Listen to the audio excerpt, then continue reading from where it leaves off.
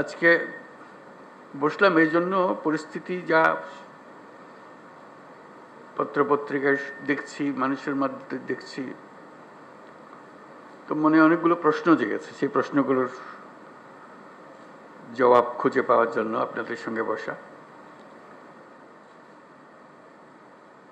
এই সরকার যখন গঠন হয় জুলাই অভ্যুত্থানের পরপরই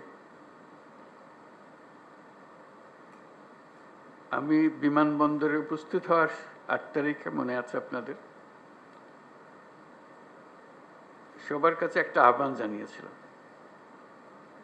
এবং আন্তরিকভাবেই বলেছিলাম, এটা কোনো রাজনৈতিক বক্তব্য বা এরকম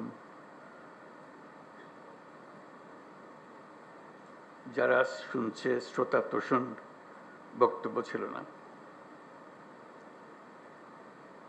বলছিলাম যে এটা আমরা একটা